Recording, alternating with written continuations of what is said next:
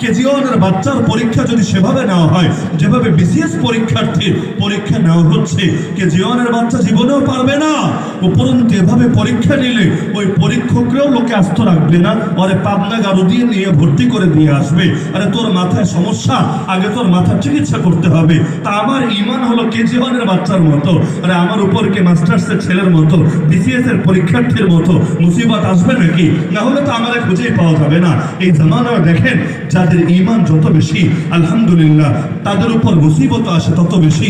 এই মুসিবত এটার আলামত না আল্লাহ তাদেরকে ঘৃণা করেন, বরং এই মুসিবত এই কথার আলামত আল্লাহ তাদেরকে ভালোবাসেন। বলবেন দলিল, দলিল সহি হাদিস। নবী বলেন ইন্নাল্লাহা ইযা হাব্বা কওমান ইবতালাহুম, আল্লাহ কোন জাতিকে ভালোবাসলে তাদেরকে বিপদ দিয়ে পরীক্ষা করে। ইন্না ইজামাল জাযাই মা ইজামিল বালা, পরীক্ষা যত বড় হয় আল্লাহর কাছে পুরস্কার তত বড় হয়। না হলে ফিলিস্তিনের এক একটা বাচ্চার ঈমানের সাথে নিজের ঈমান মিলান না রে ভাই।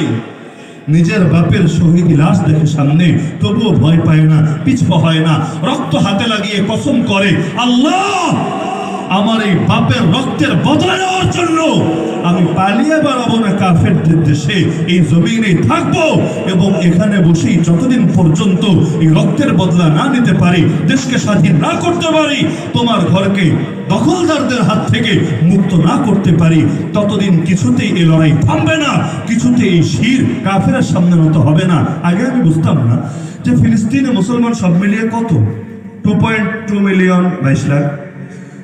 এই অল্প সংখ্যক মানুষ যদি সারা দুনিয়া ছড়িয়ে যায়, মুসলিম কান্ট্রি নাকি 57টা বাদ দেন, 10টা-20টা রাষ্ট্রে যদি ছড়ায় যায়, এক একজনের ভাগে আর কয়জন পড়বে? 50,000, 1 লাখ। আমরা রোহিঙ্গাদের রাখতে পেরেছি, তো পৃথিবীর উন্নত দেশ যারা, যদি তারা সেখানে রিফিউজি হয়ে যায়, কেউ আশ্রয় দেবে না?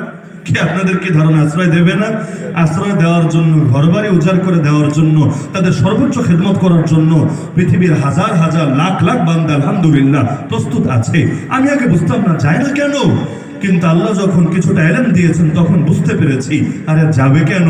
গেলে তো নিজে বাঁচবে, আর এখানে যদি থাকে একদিন না একদিন ইনশাআল্লাহ দেশ বাঁচবে, দিন বাঁচবে, কারণ তাদের রক্তের বিনিময় ইনশাআল্লাহ একসময় ইসলামের ফুল ফুটবে। যে জমিনে শহীদের রক্ত ঝরে সেখান থেকে ইসলামের ফুল ফুটে, ইসলাম জিন্দা হতা হয়। আর কারবালাকে বাদ সবাই যদি খালি ইয়া নাফসি করে, তাহলে পৃথিবীর বুকে ইসলাম জিন্দা হবে কিভাবে? কিছু মানুষ তো সেই নবীর মতো বলা লাগবে ইয়া উম্মতি ইয়া উম্মতি, এখন সে তো আর উম্মত বলবে না, সে বলবে হায় আমার জাতি, হায় আমার দিন। তো কিছু মানুষকে তো এইভাবে নিজেকে প্রস্তুত করতে হবে। এই যে বাচ্চারা শহীদের রক্ত নিয়ে পর্যন্ত পিছপা হচ্ছে না, উল্টো যত খুন দেখছে তত আর হিম্মত বেড়ে যাচ্ছে। মাঝে মধ্যে চিন্তা করি, আমি আপনি সেখানে থাকলে আমার আপনার পরিণতি কি হতো? বিপদ দেখলে তো আমাদের খুঁজে পাওয়া যায় না। বাংলাদেশের সবচাইতে বড় বড় আলেম যারা, তারাও যখন মুসিবতে পড়ে তাদেরকে স্মরণ করার লোকেরও অভাব দেখা দেয় দেশের মধ্যে। সুদিনে লোকের অভাব পড়ে না, কিন্তু দুর্দিনে টর্চ লাইট দিয়ে পর্যন্ত লোক খুঁজে পাওয়া যায় না। একটা টিয়ার শেল কোথাও এসে পড়লেই তো পুরো ময়দান খালি হতে সময় লাগে না। আমরা তো সেই জাতি, একবেলা খাবারের সংকট পড়লে হুজুরে পর্যন্ত গালি দিতে মুখে বাঁধে না। কিন্তু ফিলিস্তিনের এমন শিশুও তো দেখা গিয়েছে যে সিরিয়ালে দাঁড়িয়ে আছে রোজার দিন, তার আগেই খাবার দিতে দিতে অন্যদেরকে, সে আসার আগেই খাবার সব ফুরিয়ে গেছে। আল্লাহর বান্দা এখন অসহায় ভাবে ফিরে যাচ্ছে বাড়ির দিকে। সাংবাদিক গিয়ে জিজ্ঞাসা করছে, কি বাবা তুমি দেখে কাঁদছো না, কোনো পেরেশানিও নাই, কোনো অস্থিরতাও দেখা যাচ্ছে না, কারণ কি? আমি আপনি হলেও হয়তো চোখের পানি ধরে রাখতে পারতাম না, ক্ষুধার যাতনা তো আছেই, কিন্তু ছোট বাচ্চা বলে ওঠে হাসবুনাল্লাহু ওয়া নি'মাল ওয়াকিল, আরে আমাদের জন্য এক আল্লাহই যথেষ্ট, আল্লাহ সর্বোত্তম অভিভাবক। নার্স মেডিকেলের মধ্যে সেবা দিচ্ছে, তো একের পর এক ওই খাট যেগুলোতে রোগীদেরকে শোয়ায় আসছে, এখন উঠিয়ে দেখছে, যাকে দেখে মনে হচ্ছে ট্রিটমেন্ট করলে সুস্থ হবে বা মোটামুটি অবস্থা ভালো হবে, ভেতরে পাঠিয়ে দিচ্ছে। যাকে দেখছে ইতিমধ্যে মরে গিয়েছে, তাকে বলছে তাকে নিয়ে দাফন করে রেখে আসো। তো কিছুক্ষণ পর একটা খাট আসলো, চেহারার উপর থেকে চাদরটা সরালো, অবাক হয়ে দেখলো বিছানায় আর কেউ না, তার নিজের স্বামী শুয়ে আছে। কিন্তু আর বেঁচে নাই, মরে গিয়েছে। আমাদের সমাজের নারীরা হলে কি করতো? অনেকেই তো নিজেকে সামলাতে পারতো না, কাঁদতে কাঁদতে আসমান জমিন মাথায় তুলে ফেলতো। আল্লাহ কি আর কাউরে পাইলো না? আল্লাহ আমার কোলরে খালি করলো, কত রকম শিরকি শিরকি কথাবার্তা পর্যন্ত বলে ফেলে, নাউযুবিল্লাহ। কিন্তু আল্লাহর বান্দির দৃশ্য দেখে হসপিটালের আরেক প্রান্তে তার মেয়ে দাঁড়িয়েছিল, সেই মেয়েকে জোরে জোরে ডাকলো আর দুটো আঙ্গুল উঁচু করলো, চিৎকার করে বলল, মেয়ে আমার, আল্লাহ তোমার বাবার ইচ্ছাটা পূরণ করেছেন, তোমার বাবা জান্নাতে সবুজ পাখি হয়ে গিয়েছে। আরে আমাদের আজকে বিজয় চলে এসেছে, এখন থেকে তুমি শহীদের মেয়ে আর আমি শহীদের স্ত্রী।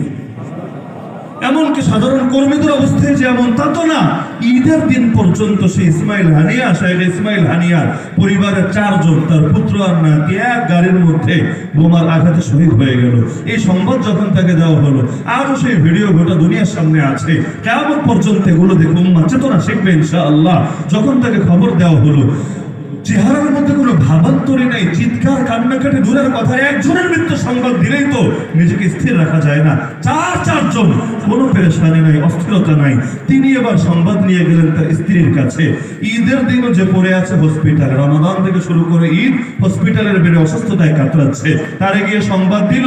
সে সঙ্গে সঙ্গে ভি চিহ্ন দেখাচ্ছে, আলহামদুলিল্লাহ আলহামদুলিল্লাহ আলহামদুলিল্লাহ বলে আল্লাহর শুকরিয়া আদায় করছে যে আল্লাহ আমাদেরকে শহীদের পিতামাতা হিসেবে কবুল করেছেন। সুবহানাল্লাহ।